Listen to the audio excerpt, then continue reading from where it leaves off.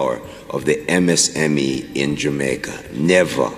Let me tell you what it means. At the end of October 2021, there were 425,000 MSMEs operating in Jamaica. That's a lot of companies. This means that participants of this program are contributing towards Jamaica's economic growth, and all productive MSMEs are in the process of doing that. MSMEs generate opportunities for entrepreneurs, employment for expanding the private sector. We're happy to be a part of the support. The grants not only support the provision of equipment, the grants provide customer service training, market training, financial management training, legal training, business records. These are all the things that sustain your business. And when you look at the numbers, and we are today in the room, we have cycle 1 and cycle 2 of the program. But what's powerful to me is that in the 8 communities, we have supported on average 45 micro enterprises per community. We thank you so much for really believing, and not only believing, but taking a step further to investing in us. It gives us the push to further invest in ourselves. Over $70 million in grant support has been issued over 2 cycles of the ICDP2. The Integrated Community Development Project 2 is funded by the Government of Jamaica. The entrepreneurs were awarded in areas such as philanthropy, creativity and innovation, use of technology in business, and social media marketing. Awards were also presented for entrepreneurship, community service, resilience, and compliance with business regulations. Expo Jamaica is back to its usual full in-person format this year. It's the first such staging since the COVID-19 outbreak in 2020.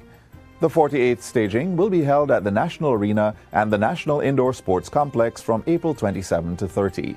Over 370 participants from across the world have so far registered for the event, which seeks to connect hundreds of local manufacturers and exporters with local and overseas markets. The event is being hosted by the Jamaica Manufacturers and Exporters Association, JMEA. At a recent JIS think tank, Portfolio Minister Aubin Hill says more than half of the registered participants are overseas buyer entities. We want to make sure Jamaica's export grows exponentially, our investments increase, and that we train with heart and others Jamaican young people to expand our labor market. Meanwhile, Expo Jamaica Chairman Aswad Morgan says the consistent increase in exhibitors and patrons will serve to expand participants' reach. We've gotten a significant support from the number of sponsors that have been associated with the show over the years, and we have continued to work as an Expo organizing committee to create what we consider to be the perfect platform. Businesses wishing to participate in Expo Jamaica have until April 27 to register at expojamaica.com.jm. For more information, call 876-922-8880 or visit the Instagram page at Expo Jamaica. The Bureau of Standards Jamaica, BSJ, has embarked on a campaign aimed at increasing the importance of quality and standards among businesses. The public education campaign, which was launched recently, is being carried out under the theme Committed to Quality and Standards. Information, and I want to welcome you to another edition of our post-cabinet press briefing. First, I'd like to welcome members of the media. We have in our audience also Minister Kamina Johnson-Smith, who is the Minister of Foreign Affairs and Foreign Trade, and I'd also like to welcome those online who are watching. We will begin by going through some board appointments and then some contractual decisions on contracts which were made by Cabinet over the last few weeks. I wish to announce that Cabinet gave approval for the appointment of the following persons for the Medical Council of Jamaica, which will be chaired by Professor William Aiken. Also on the council is Dr. Althea Akart-Stewart, Dr. Guyan R. Scott, Dr. Ray Anthony Fraser, Dr. Milton Hardy, Dr. Clive Lay, Dr. Edwin Tuller-Reed, Dr. Kenneth Vaughn, Dr. Earl Wright, Dr. Dana Baugh, Mr. Colin Virgo, Professor Kent Pantry, Miss Sasha Gay Russell, who, as well as Dr. Jacqueline Bisesa Mackenzie, who is the Chief Medical Officer, and also Professor Minerva Thame, Dean of the Faculty of Medicine at the University of the West Indies. Cabinet also approved the appointment of the Port Maria Hospital Management Committee, which now includes as chairman Mr. Nicholas Taylor, and also as member Ms. Giselle Ling Legister, Mr. Noel Farquharson, Ms. Carla Cohen, Ms. Ina Rose, Mr. Basil Downer, and Ms. Mitzi Hudson. There was also the important appointment of the board for the Heart Trust NSTA, Heart NSTA Trust, which will be chaired by Professor Alvin Wint, and also includes Ms. Georgia Gibson Henlin, Senator Cavan Gale, Ambassador Rocky Mead, Dr. Elisa Charles, Dr. Kofi Nkrumah Young, Mr. Brian Bennett Easy, Mr. Marlon Morgan, Ms. Catherine Williams, Professor Colin Giles, Dr. Merritt B. Henry, Professor Algie Henry Lee, Professor Halden Morris, Miss Gloria Henry, Miss Maya Waldron, Miss Carol Rose Brown. There were also some decisions as it relates to contracts coming out of Cabinet, and I will go through a few. There was an award of contract by the National Education Trust for the construction of a classroom at the Bridgeport High School, which is in St. Catherine. This contract was of the amount of $223,625,000 to NF Barnes Construction and Equipment Limited. There was also the award of a contract for the provision of a wide area network connectivity services to 68 public education institutions for 3 years, and this was at the value of $848,000 to Cable and Wireless Limited. There was also the award of a contract by the Kingston and St. Andrew Municipal Corporation for the provision of security services to that entity to the tune of $174 million to Ranger Protection Security and Company Limited, trading as Hawkeye. We also had the award of a contract for the conduct of a cadastral survey and titling for the Pedro Plains Irrigation Expansion Project in St. Elizabeth. And in keeping with the endorsement of the Public Procurement Commission, the approval of the award of the contract was in the amount of $186 million. And this contract was to the National Land Agency and Geoland Title Limited. There's also the award of a contract for the construction of a processing facility in the Essex Valley Agricultural Development Project area. And this award was for $4,312 US, and it was to Quality Plus Contracting Company Limited. We also had the award of a contract for the provision of a security guard services for the University of Technology of Jamaica to the tune of $210 million to King Alarm Services Limited, and also an award by the Port Authority of Jamaica for the construction of a dual entry exit at the Montego Bay Cargo Terminal in St. James, and this was for $66 million to SNG Road Surfacing Materials Limited. There was also the award of a contract for the procurement and distribution of grade 4 to 6 language arts books for students at the primary level under the Ministry of Education's primary textbook program for the academic year 2023-2024, and this was to Book Zone Limited for $323 million. And we also had similarly the award and distribution of grade 4 to 6 science books to students at the primary level for 2023-2024 to Carlong Publishers Limited for, I think this is $1.8 million US. And the further award to Kingston Bookshop for $301 million. I think there was an error with the US dollar above. I'll correct that. to Kingston Bookshops for $301 million for textbooks for 2023-2024 for social studies for primary school students.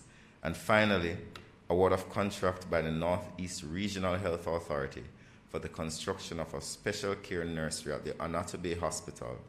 And this was for $130 million to Senetech Engineering Solutions Limited.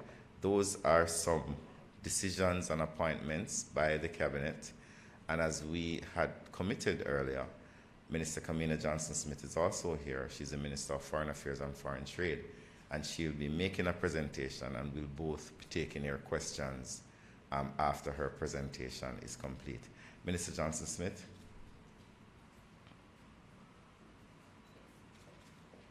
Thank you, Minister Morgan. Thank you, Minister Morgan. Members of the media, ladies and gentlemen, good morning to you. I'm pleased to have been invited this morning to address this briefing and to share the work being undertaken by the Ministry of Foreign Affairs and Foreign Trade to actively safeguard Jamaica's interests and contribute to national development. I'd like to start, however, by addressing a few matters of current interest in the public domain, namely the illegal migration of our nationals, deep seabed mining, and our support of Mexico's suit against American arms manufacturers. On the first matter, illegal migration, I just want to say with regards to reports which have been in the public domain on this regard, I want to reiterate that we are quite clear and confident that the majority of our travelers to these locations are lawful and traveling for legitimate purposes.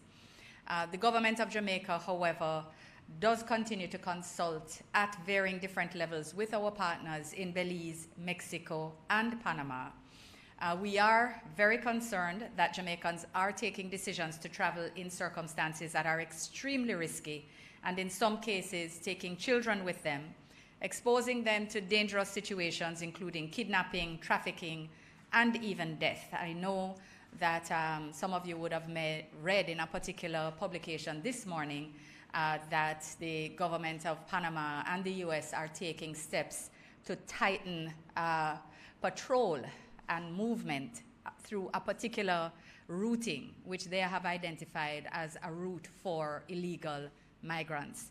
And we are trying to be proactive and bring to the attention of Jamaicans that this is not a good decision to take. It is extremely risky for you personally, but it also affects the reputation of our passport, which we have been working hard at strengthening.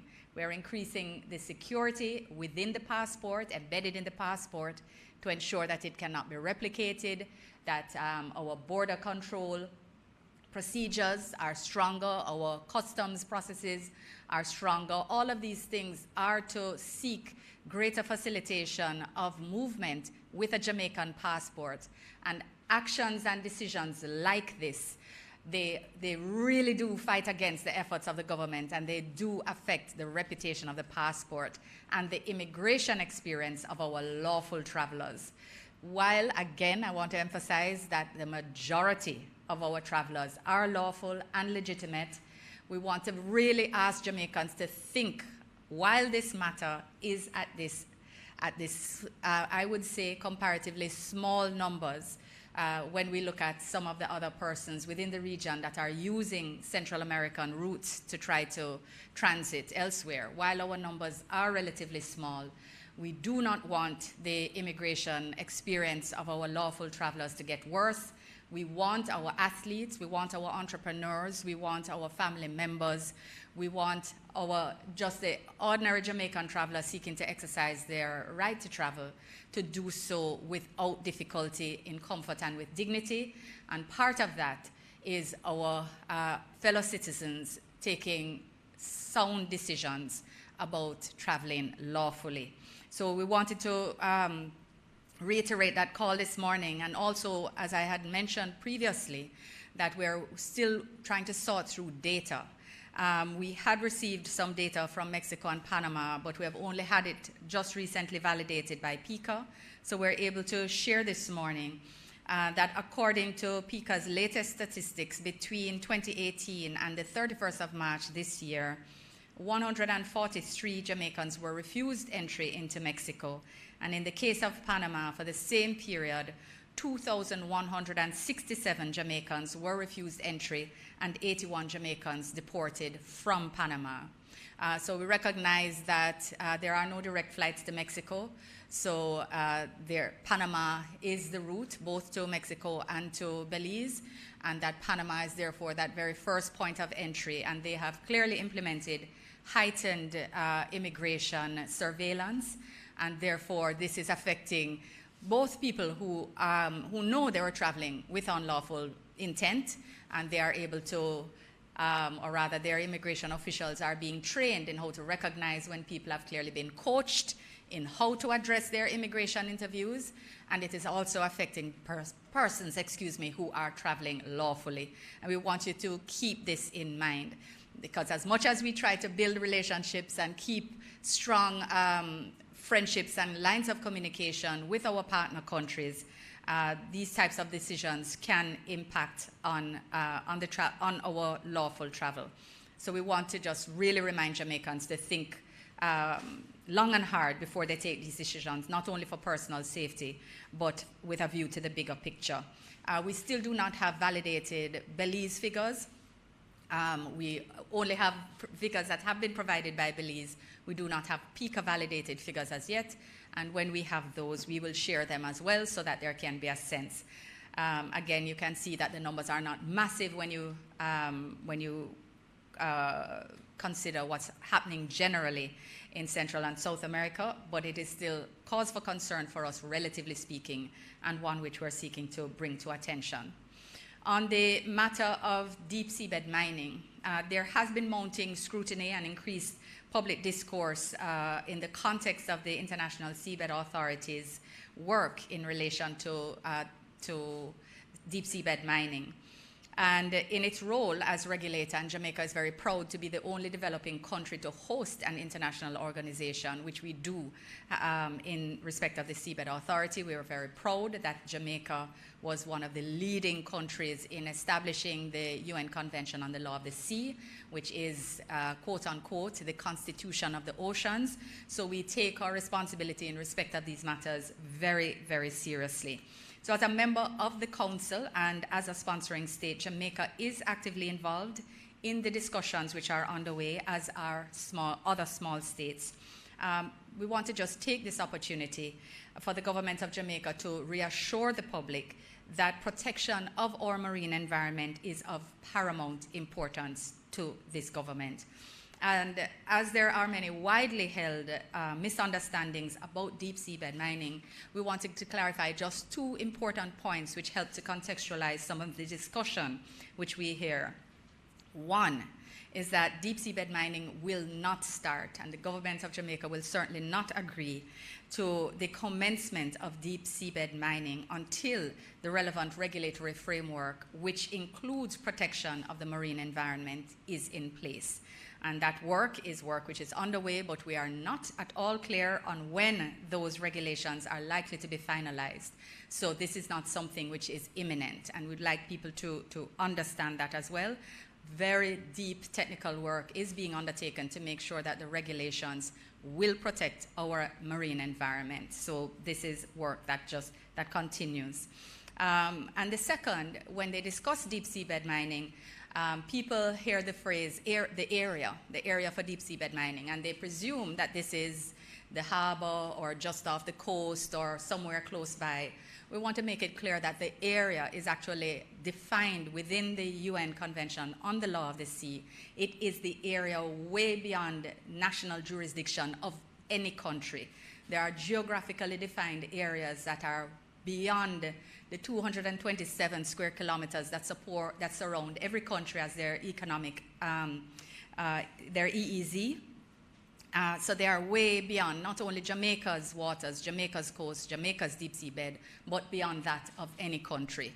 So again, when these matters are being discussed, these two issues should always be kept front of mind as the context for further questions and further discussions.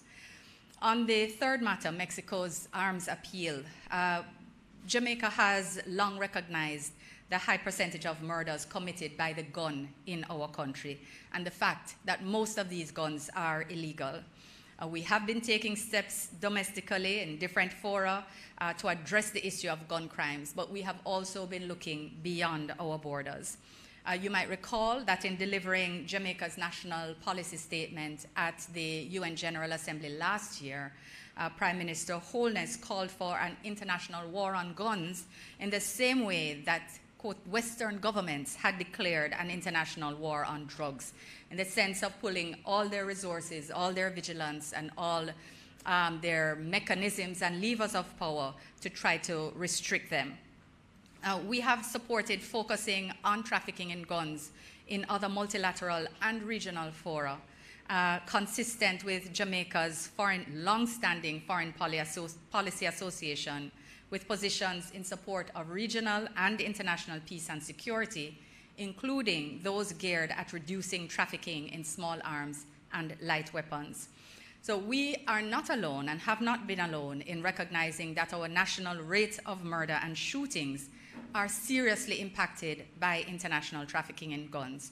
And in this context, the government of Mexico invited the government of Jamaica, among other countries, to file what is called an amicus curiae brief in support of their appeal case against American-based gun manufacturers. And we have taken the decision to so do. The government of Mexico had filed this suit against well-known gun manufacturers in August 2021. Their case was kicked out on a technicality, and it is now on appeal.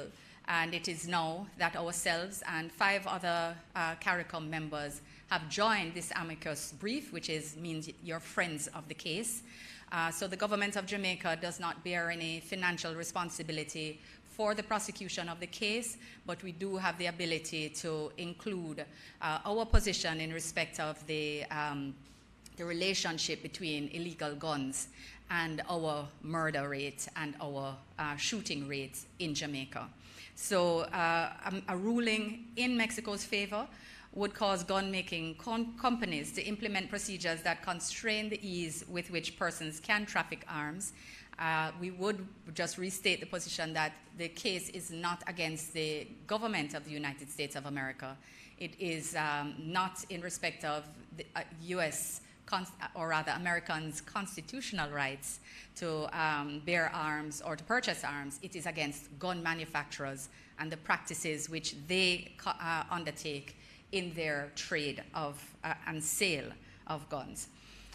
Just want to also touch on a few of the ministry's achievements, because it's always important to try to remind and educate the public about what the Ministry of Foreign Affairs and Foreign Trade does. Because of the nature of the work, it is often misunderstood or only spoken about when there is a matter of controversy, which is, I think, does a disservice to one of the smallest and most hardworking ministries that I will say, although yes, I am biased, within the government of Jamaica.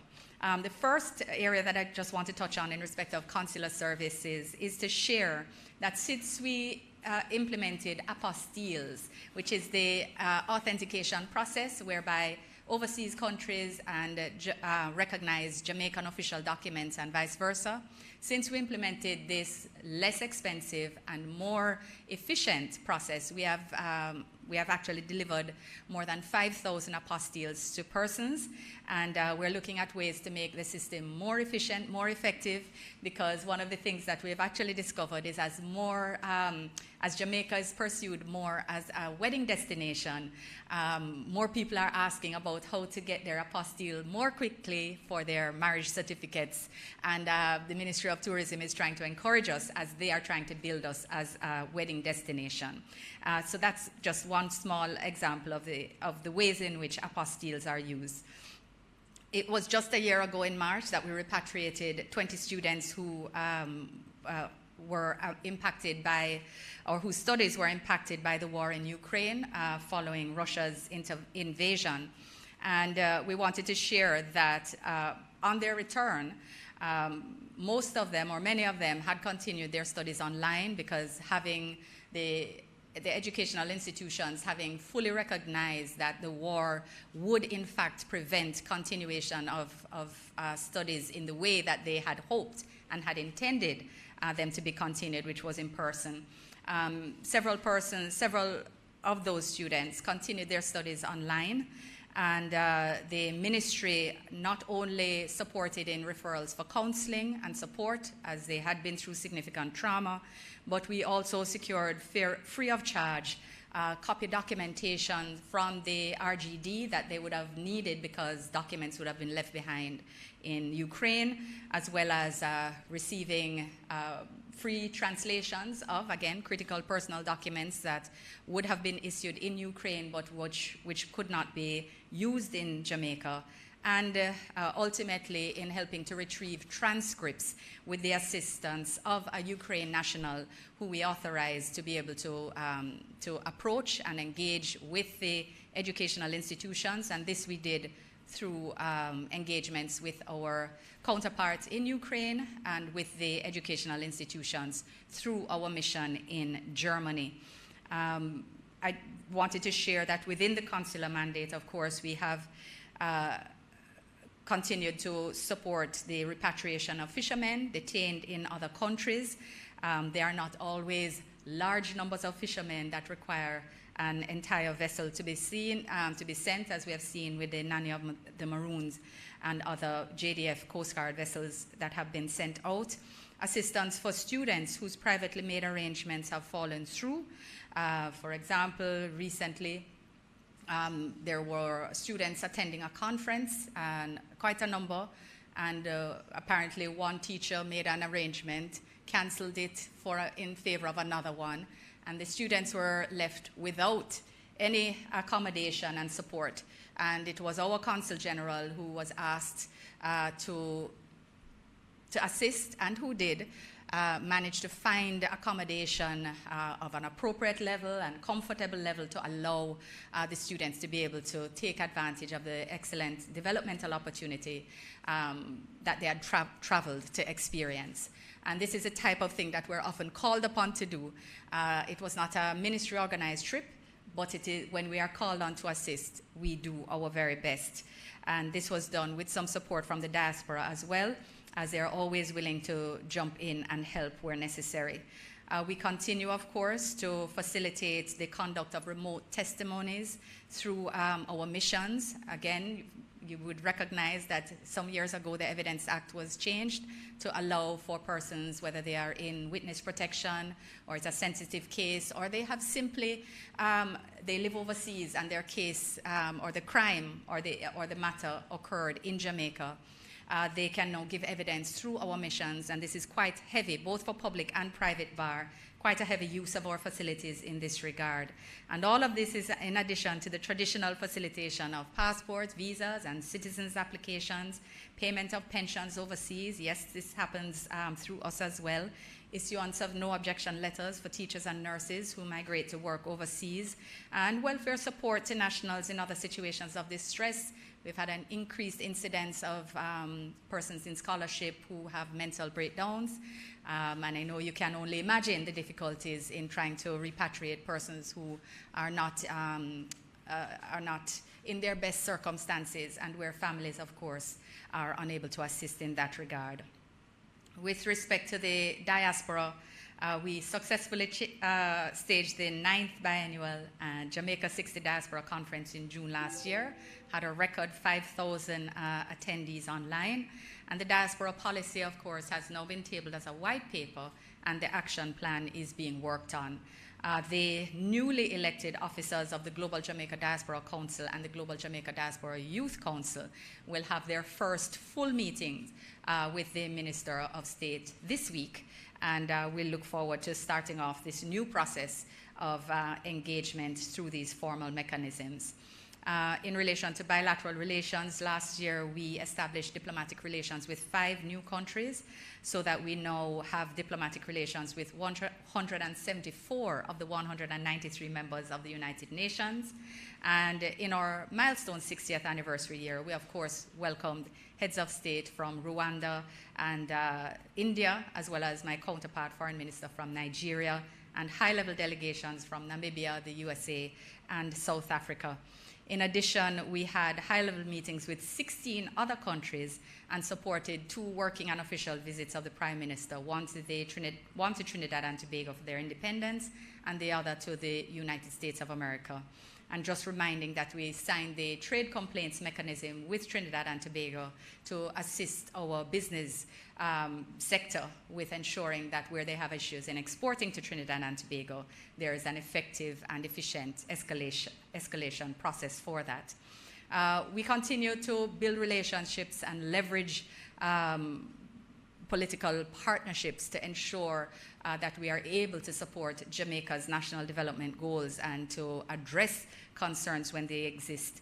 Our health sector has been a major beneficiary of these relationships, not only through the close to 1 million doses of COVID-19 vaccines secured from different countries, including many countries who offered and we were unable to take them on, but as well as medical equipment and supplies valued at hundreds of millions of dollars from various countries, including the UK, the EU, and well, members of the EU, France, and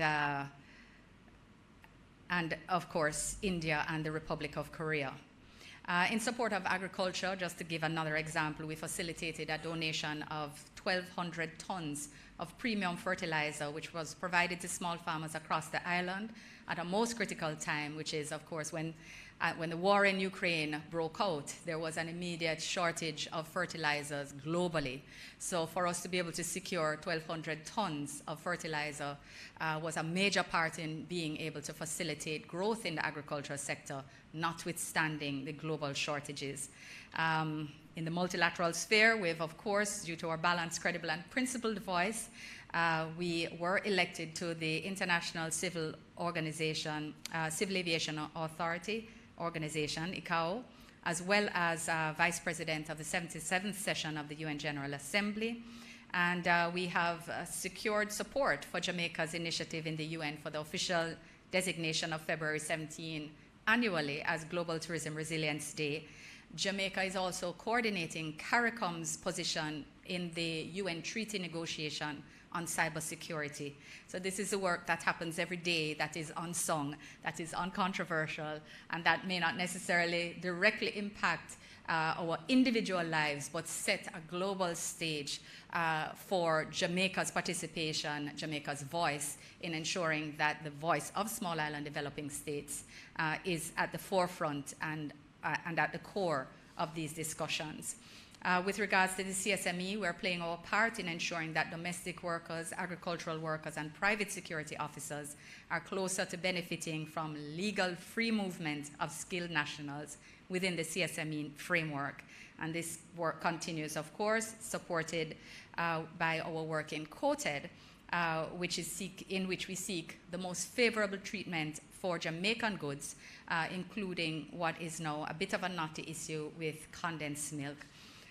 There is far more that I can share about our economic diplomacy program, about our leadership role within the WTO in the 12th ministerial session last year, and the work that's now continuing towards the 13th ministerial conference, which will take place early next year. I can speak more about exciting things that we have upcoming in 2023, but I think we will do that on another occasion. Suffice it to say that I'm extremely proud that the team at the Ministry of Foreign Affairs and Foreign Trade has continued to ensure that Jamaica enjoys a high profile and positive international reputation, evidenced by the number of engagements, interactions, and tangible outcomes which have resulted from our robust foreign policy and solidified our contributions to the national growth agenda. So thank you very much for your time and attention. Minister, thank you for the opportunity. Thank you very much, Minister. Very comprehensive, if not, well, not comprehensive, because you have so many things that you could have said that you didn't. But I'm sure the media is very grateful, because I trust that they were not aware of several of the achievements and activities of the Ministry of Foreign Affairs and Foreign Trade. And I would also like to welcome your worthy permanent secretary. It's so good for you to grace the office of the Prime Minister. Thank you very much. And also members of your team from the Ministry of Foreign Affairs. Ladies and gentlemen, once again, thank you very much for joining us. We will now take your questions, whether to myself or to the Minister, on whatever matter that you consider important. You may signal your interest in asking a question by raising your hand, and someone will present you with a microphone. You can start by introducing yourself and your media host. Good morning. I'm Mr. Shauna Small. I'm from the Jamaica Gleaner. Thank you very much. For the Minister Johnson Smith. Minister Smith, are you aware of how many Jamaicans are being held in U.S. detention centers? And has the U.S. contacted Jamaica with concerns about nationals traveling to its borders illegally? Also, how concerned is the government about the different factors driving the number of Jamaicans? Hold on, Mrs. Small. Maybe you could give us one at a time. Okay, no problem. Thank you. Okay, the first question is, thank you. Are you aware of how many Jamaicans are being held in U.S. detention centers? No. That is information that I can get because it is a figure which is a changing one. But we do know that there is a regular returning program from the United States, which seems to be supported by, again, illegal migration and other activities. So we know that there are several Jamaicans in different detention centers across the U.S., but we don't have the number. I can try and get a number for you, though. Is there a specific definition for detention centers? Because one would suspect that there are several classifications. Well, there's detention and there is correctional, but you asked about detention, so we would have to make that inquiry. Yeah. The second question is, has the U.S. contacted Jamaica about concerns about Jamaicans traveling to its borders illegally? No, it has not. Okay. The third question, how concerned is the government about the different factors driving Jamaicans to attempt to flee the country illegally? Well, we are concerned. The government of Jamaica recognizes that we have always been a migratory people. Jamaicans have always gone overseas to seek opportunities. This is from the Windrush days. In fact, even before Windrush, before the Windrush generation, we have always sought to seek other opportunities. And we therefore recognize that there's much positive opportunity, and Jamaica has in fact exported a lot of its human capital in this regard. A lot of our diaspora overseas contributes significantly to the growth and development of their chosen host countries. We have strong and well-developed seasonal work programs that also assist for safe and orderly pursuit of work opportunities overseas, both in hospitality and agricultural sectors. And we have been seeking also to ensure that the domestic environment continues to be one which provides opportunity. This is why, for example, we've removed all of the fees and tuition fees and administrative fees for young people to attend the HEART NSTA, for them to seek certification and training so that they can too pursue opportunities here. We have implemented a new social housing program for those persons who are still not sufficiently able to access the reduced rates with the national offered by the National Housing Trust. So there are opportunities which are available to access housing for the indigent, We have sought to ensure that there are more social programs to deal with community socialization, not only community policing, but youth clubs and information centers that allow for persons to have training and mentoring that allows them to see a better way. This is the very tip of the iceberg in terms of understanding how we change the availability of opportunities here. We are seeking to expand the global services sector so that the BPO jobs which are available are also expanded and moved up the value chain to ensure that we're able to employ more accountants, more lawyers. I'm not sure these are necessarily the persons who are taking these high-risk routes, but we want to ensure that everyone has an opportunity. So we are calling on persons to attend the closest HEART NSTA location within your community or close by and see what courses are available. They are not only the traditional courses. We're offering coding, we're offering tech. There's going to be a new program that even provides a stipend for a set number of high school graduates that have matriculated but are unable to enter tertiary education. We're, of course, always looking at the funding of tertiary education and how it is that we can do better or more. So we are concerned. We are recognizing that there are issues, but we are seeking to address them in a holistic way. Thank you, Minister. Thank you very much, Minister. I just wanted to mention something that the Minister said. When the Prime Minister spoke in Parliament, he announced a very important program to engage 500 high school graduates, whether it be sixth form or fifth form, and it would be an internship program, a paid internship program, where they would get a bank account, they would also get driver's license, passport, NIS, TRN, all of those things. So what we're trying to do is to give them a good opportunity to become a proper functioning member of the society.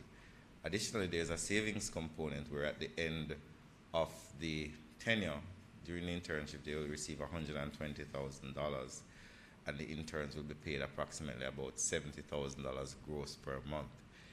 This is a very important project, and there was also the expansion of the Jamaica National Service Corps, where we want to bring in more young Jamaicans into the Jamaica National Service Corps. We've had a very successful run with the Service Corps over the past 5 years, and I think it has proved itself as an important aspect in youth intervention and youth empowerment. So those are just some of the things that we are doing.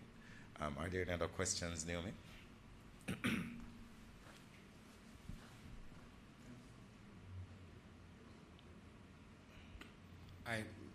Morning, Minister. Mr. Hall from the Observer. Arthur from the Jamaica Observer. One question for you, Mr. Morgan, and one question for the Foreign Affairs Minister. Quick question for you, Mr. Morgan. You announced 2 contracts for security guard companies today. Have these companies met the guidelines established by the Ministry of Finance recently? Well, whether they meet the guidelines or not is immaterial. The Minister of Finance has announced that anyone who does not acquiesce to the ruling, the government will not continue engaging with them. So that is a hard line that the government has taken. And I think, Arthur, I want to speak a little bit more about that. It is one of the most significant transformations in labor relations in Jamaica.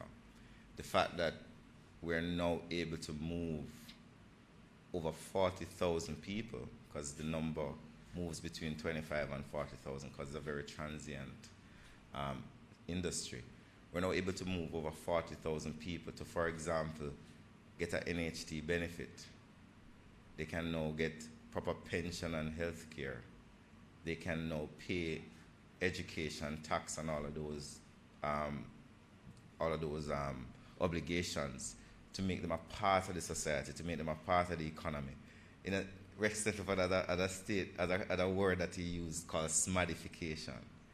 You know, there has been for too long, many of our security guards have been left outside of the society, and they have complained about it. And I think the government is really happy that we're now in a position where even though there are challenges, we can work towards bringing them in so that they can get the benefits that they deserve as Jamaicans. And we're also very happy that so many of the security companies are recognizing the importance of making these security guards employees. There will be challenges, as we see, with any major shift in labor relations. There will be teething pains. But the government is very cognizant of what is happening. We're very conscious of the concerns on both sides. And I assure you that the Cabinet and the Minister of Labour and Social Security are very focused on it and working to make sure that those are ironed out. Minister, in all you have said, you have not answered my question. Has the 2 contracts that you announced today, approved by Cabinet, have those companies satisfied the conditions outlined by the Minister of Finance? Can you say that is yes? I cannot speak specifically to these 2 companies, but what I can say to you is that the government has made a policy decision, and the Ministry of Finance has articulated it, that any company that does not acquiesce to the change in the situation will not be engaged by the government. So one would expect that in the process of engaging these companies, that due diligence would be done to ensure that they are acquiescent with the court ruling. Thank you, Minister. And for Minister Johnson Smith, you said your junior minister will meet with the newly elected members of the Diaspora Council this week.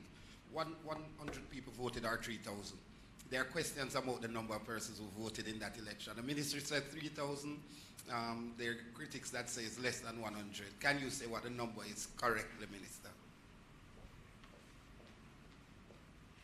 Well, I generally trust my ministry figures because I don't know from whence the other figures come. I know that there have been some negative comments that were in the public domain about the election process. And I would simply say to persons who are critical to recognize that this is an entirely new framework for engagement and expansion of our engagement with the diaspora.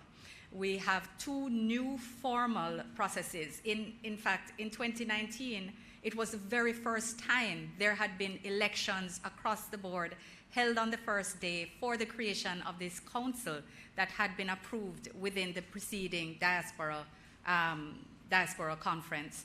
And the ability to bring new people in from not only traditional locations, but non-traditional locations.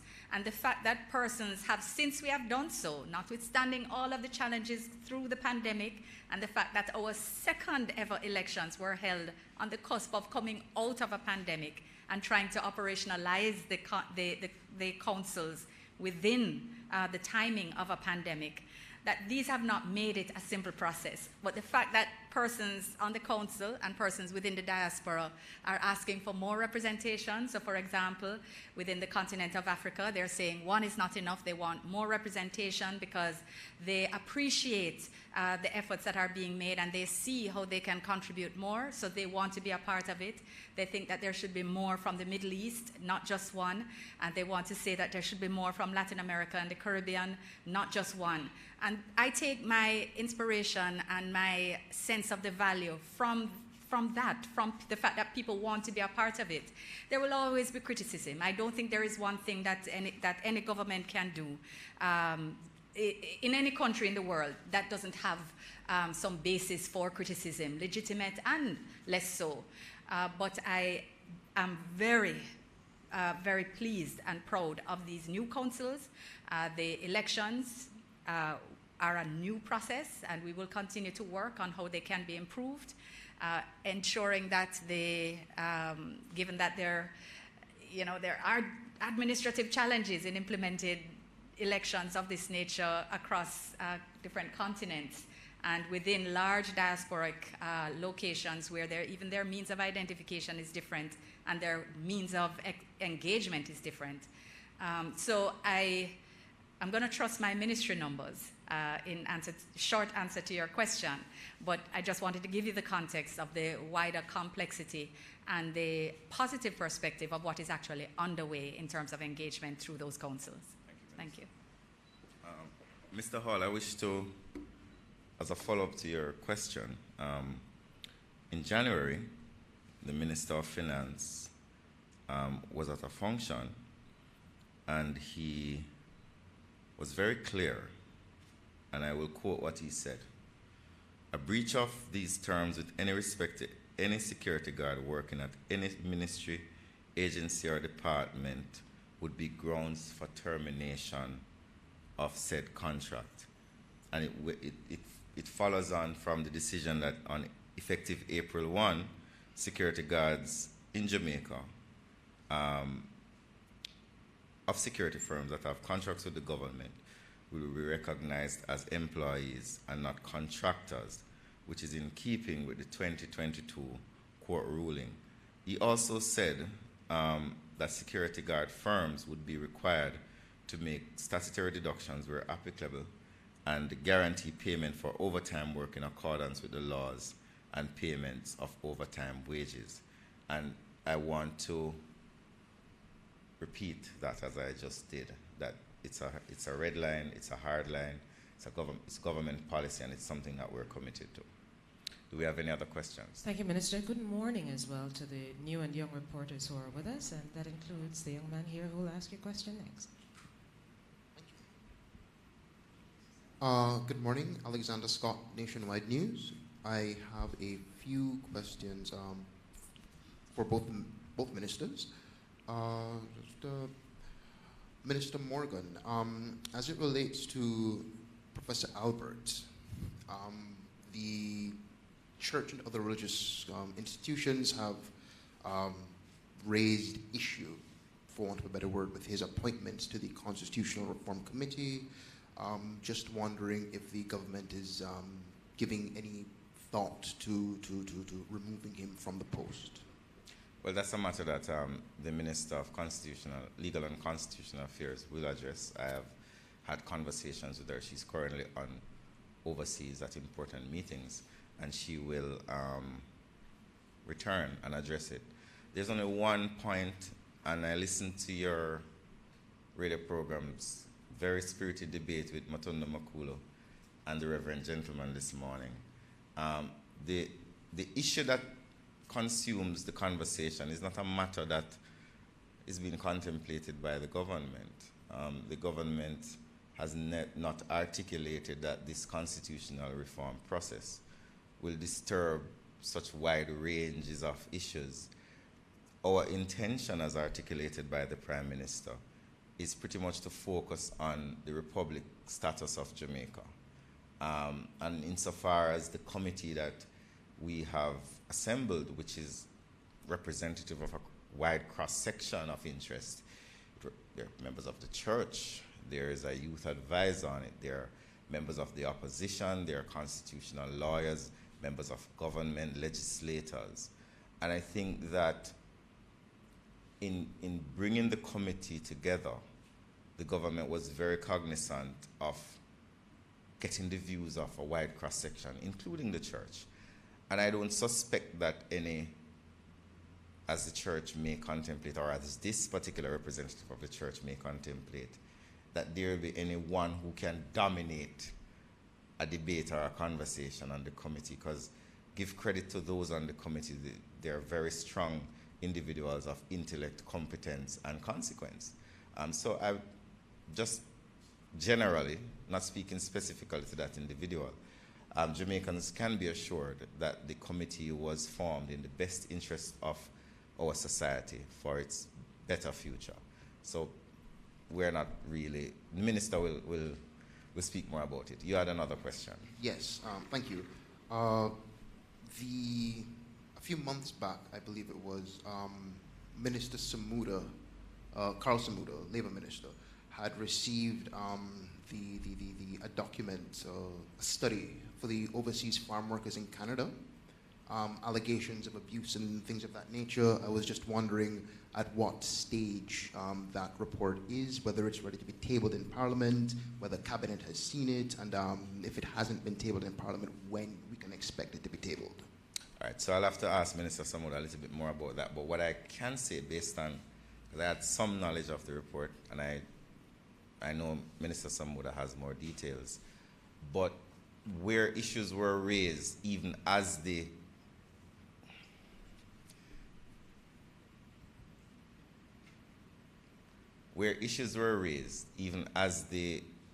inquiries were being made, the solutions to those issues were being implemented. One of the things that we're happy for is the responsiveness of the Ministry of Labor and Social Security. So obviously there are going to be issues whenever people travel overseas to engage in work. And that's why we have a very strong liaison service.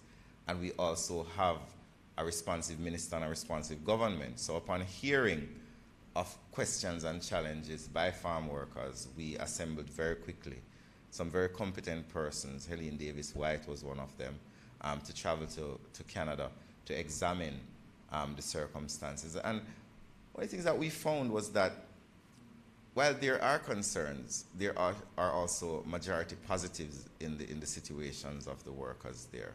A lot of the workers were very happy with the circumstances that they were living under. But where the challenges were identified, action was taken immediately. So you may get a report that gives you historical context of what was happening, but even before the final report was done, or even before we have reached the stage of the final report, a lot of the issues that were identified, such as living conditions, such as employer-employee relationships, were resolved. Okay, thank you. Thank you very much, Alexander. Do we have any other questions? Morning, Minister. Hal Shane Burke, Radio Jamaica News. Welcome, Al Shane. Thank you. Going back to the issue of the security guards. Now, with the foregoing about working towards and the government taking keen interest in what is happening, but what do you say to the security guards who are being forced to sign contracts and they are now out of a job? They have no recourse. There is no money coming into them because of the contracts which they are now being asked to sign. So what is the government doing? You're saying you're interested in them, but they are those who are right now out of a job. All right, so the first thing I want to say is it's very difficult for me to answer a question based on, without a full understanding of the extent and circumstances of the reality that you are seeking to articulate. So yes, there have been statements in the public domain that security guards are being forced to sign contracts, but we don't know how many have been forced. There's also a process by which you can get restitution through the Ministry of Labor, through various means. We're a country of laws. And while the government has a duty to protect its citizens and to ensure that the rights for all, the citizen also has a duty to protect their own rights.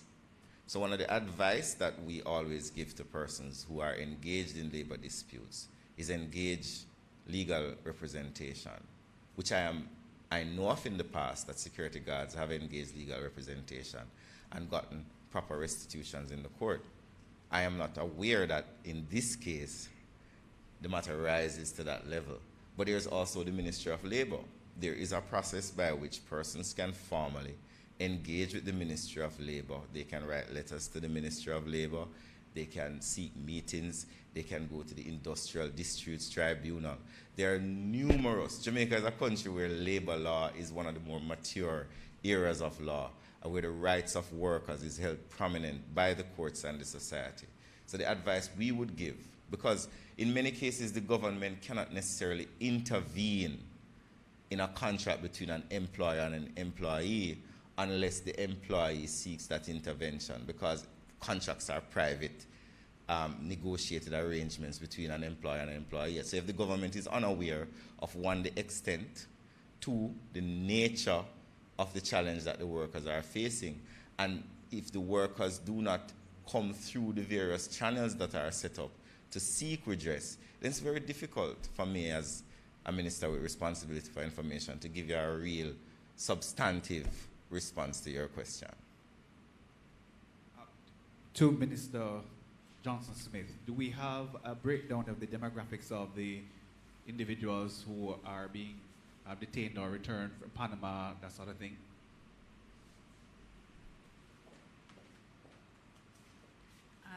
when you say demographics, gender, I would have to check with PICA because they give quite generic and block data in this regard, a number of Jamaica nationals and residents. That tends to be how they classify. And this information is treated very sensitively.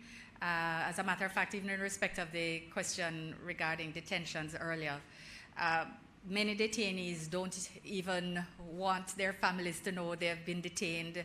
They don't share information. Sometimes they don't admit to their nationality because verification is all a part of the return process. And sometimes they just try and hold out on information for as long as they can. So being aware, people are very sensitive about that type of information. So we have block numbers. I can probably get them broken down into gender. But that's probably where it will end. If you're interested, we can request that breakdown. Thank you, Minister. I think we have time for one more question. All right, good morning again, Minister Morgan. What is the status of the Cabinet Secretary, and are there still attempts to fill this position? Well, as you would know, as the Gleaners cover this matter extensively, the process for a cabinet secretary is controlled by the Public Services Commission, not a minister or anybody in the executive. What I am aware of, and I can speak very vaguely on it, as it is not within the remit of the executive, is that the process continues.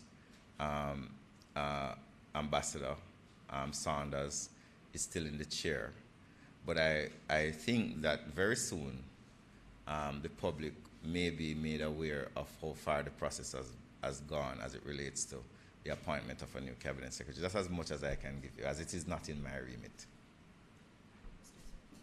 Final question, sir. Thank you.